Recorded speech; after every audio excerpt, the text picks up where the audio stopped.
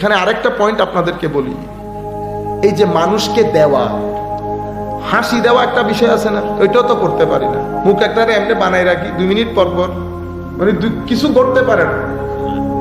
এমনিতে খুব ভালো মানুষ, একটু ইদার উদার হইলে বাস বটে ফেলছে, আয়ু না।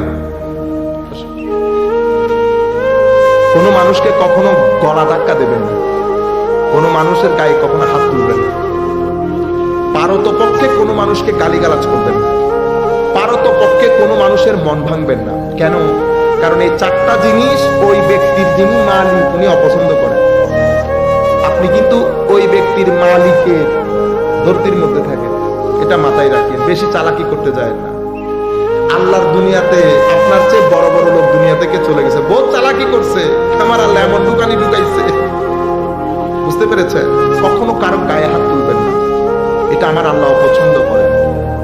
আমার নবী সাল্লাল্লাহু আলাইহি ওয়াসাল্লাম ইরশাদ করেছেন, ধাক্কা দেওয়া, গালিগালাজ করা, মনে কষ্ট দেওয়া, জুলুম করা, এটা করিস না উম্মত।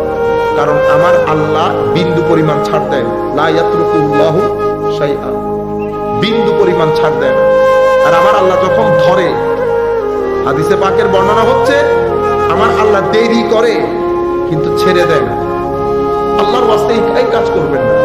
বাকি রয়ে গেল আমরা কি ফেরেশতা, আমরা গুনাহ করব তো 100 বার গুনাহ করে আল্লাহর কুদরতের কদম ধরে পড়ে থাকবো, আমার আল্লাহ ক্ষমা করে দেবে। আমার আল্লাহ নিজের পরিচয় করানোর সময় বলেছেন আর রহমান আর রহিম, দয়ালু বলছেন না? তো আমাদের জন্য এটাই আল্লাহর পরিচিতি। আমার এই কথা শোনার পরে আমার এক ভাই বলতেছে, আপনারা এগুলা বলে বলে মানুষ থেকে জাহান্নামের ভয় তুলে ফেলতেছে, আল্লাহ জাহান্নাম বানিয়েছে। ওরে বাপ রে বাপ, বসেন বসেন। ও আমার মা বাবা বাংলাদেশে আপনাদের তিতাসে বলে না, তোরে যদি আজকে তুই করে তোর পিঠের চামড়া যদি আমি না তুলি, আমি তোর মা না, বলে নাই? তো তিতাসের কি সব ছেলের পিঠের চামড়া উঠানো আছে? এই পর্যন্ত পৃথিবীর কোন মা তার ছেলের পিঠের চামড়া তুলছে? তুলে না। কেন বলছে? জায়গায় থাকার জন্য, লাইনে থাকার জন্য। আমার আল্লাহ জাহান্নামের ভয় দেখাইছে লাইনে থাকার জন্য। ঠিক আছে, আমি ভয় যদি পাই তো আমি পাবো, আমি আল্লাহকে ভয় পাবো, ঠিক না? কারণ স্রষ্টা সৃষ্টির মধ্যে আমার চেয়ে বড় সৃষ্টি কেউ নাই, আসেনি? নাই। আমি যদি ভয় পাই তো আমি আমার নিজের সৃষ্টিকে কেন ভয় পাবো? আমার নিজের সৃষ্টি না জাহান্নাম? আমি এরা বড় আফদল তো আমি আমার নিজেরটাকে ভয় পাবো না। আমি পাইলে আমাকে যিনি বানিয়েছেন ওনাকে ভয় পাবো। জাহান্নাম থেকে বেঁচে থাকবো, জাহান্নাম থেকে বেঁচে থাকবো। রয়ে গেল ভয়, ভয় তো আমার আল্লাহ, ভয় আমার আল্লাহ। যাই, আত্মীয়তা রক্ষা করা, আত্মীয়তা রক্ষা করা, এটা রুহের গেজা। মনে রাখবেন, যদি আপনি আত্মীয়তার সম্পর্ক ছিন্ন করেন আপনার রূহ মরে যাবে।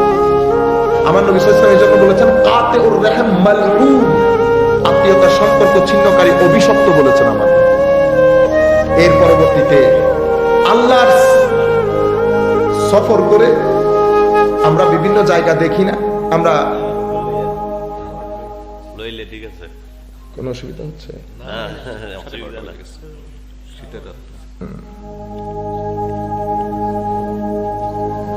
ও তাহলে আমরা শেষ করে দিই।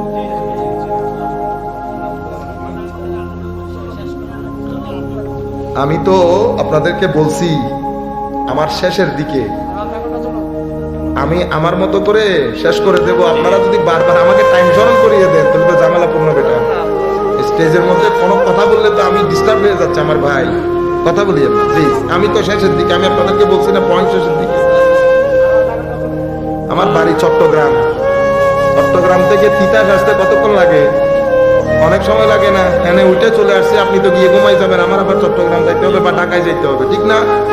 তো আমি আইসা যদি ঘন্টা 1.5 ঘন্টা আপনি টায়ার্ড হয়েছেন, আমি 1.5 ঘন্টার লোক না।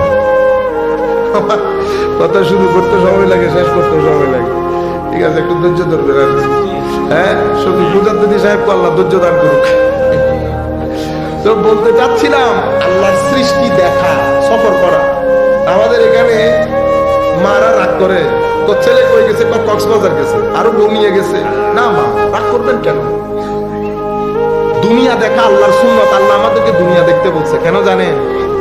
একটা হচ্ছে মুখে মুখে সুবহানাল্লাহ বলা, মুখে মুখে। আরেকটা হচ্ছে আল্লাহর সৃষ্টির সৌন্দর্য দেখে সুবহানাল্লাহ বলা। ওই সুবহানাল্লাহ এখান থেকে আসে না, এটা ভিতর থেকে আসে, ঠিক না? একটা সুবহানাল্লাহ মুখে মুখে, আর একটা সুবহানাল্লাহ অন্তরে অন্তরে। অন্তরের সুবহানাল্লাহ আসে যখন আপনি আল্লাহর সৃষ্টি দেখবেন।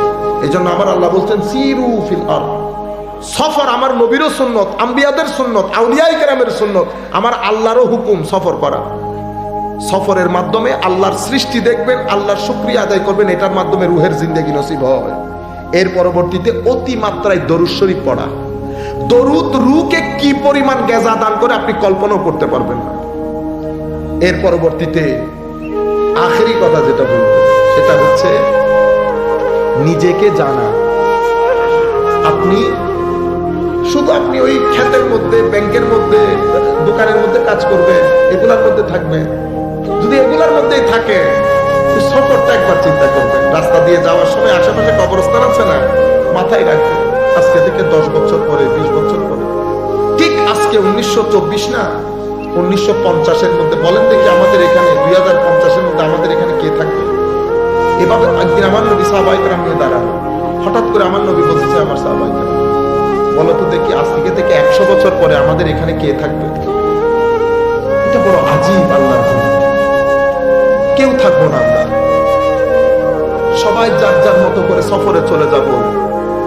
2050-এর পরে আসা কোনো ব্যক্তি আমাদেরকে স্মরণই করবে না। আমরা 3 জেনারেশন পর্যন্ত, এদিকে দাদা, এদিকে নাতি, আমাদের বাউন্ডারি শেষ। দাদার বাবার কথাও কেউ স্মরণ করে। আমরা দোয়া করার সময় দাদা পর্যন্তই যায়, এদিকে নাতি পর্যন্ত, উপরে দাদা, নিচে দাদা, নাতি, এতটুকু আমাদের জিন্দেগি। কেউ স্মরণও করবে না আমরা আসছি, চলে গেছি। এই হাকিকতটা আমরা ভুলে যাচ্ছি। যারা এই হাকিকত চিন্তা করে নিজেকে আবিষ্কার করে যে আপনি শুধু শরীর না, আপনার ভিতরে আল্লাহ রূহও দান করেছে। এজন্য আল্লামা ইকবাল বলছে আপনি মন মে ডুব কর পাজা সুরাগে জিন্দেগি, তু अगर मेरा नहीं बनता न बन अपना तो बन। তো তুই তোর ভিতরে ডুব দে, দেখ আল্লাহ কত মণিমুক্তা তোর ভিতরে দান করেছে। মাটি তো মাটি, কিন্তু আপনি কি বললেন হুজুর স্বর্ণের খনি পাইছে। স্বর্ণের খনি আসমানে পাই না, মাটির ভিতরে পায়। যেভাবে মাটির ভিতরে স্বর্ণের খনি রেখেছেন আল্লাহ, ঠিক সেভাবে আপনার ভিতরেও আল্লাহ মারেফতের খনি রেখেছে। মাটির স্বর্ণের খনি যেমন খোদাই করে করে উদ্ধার করতে হয়, অনুরূপ ভাবে মারেফতের খনির জন্য খোদাই করতে হয়। আমি আমার কাজের ফাঁকে ফাঁকে সব কাজ করব। ফারাক শুধু এতটুকু হয়ে গেছে, আমি আমার কাজে মত্ত হয়ে গেছি, দেখলে বোঝার উপায় নাই, আমি দুনিয়া থেকে চলে যাব। শুধু আজকে সবাই ঘরের মধ্যে গিয়ে বিছানায় শুয়ে শুধু চিন্তা করবেন যদি আজকের রাতে আমার মৃত্যুবরণ হয়ে যায়, মৃত্যু হয়ে যায়, মাঝে মধ্যে অনেক ভয় লাগে না, মনে হয় যেন এখনই চলে যায়।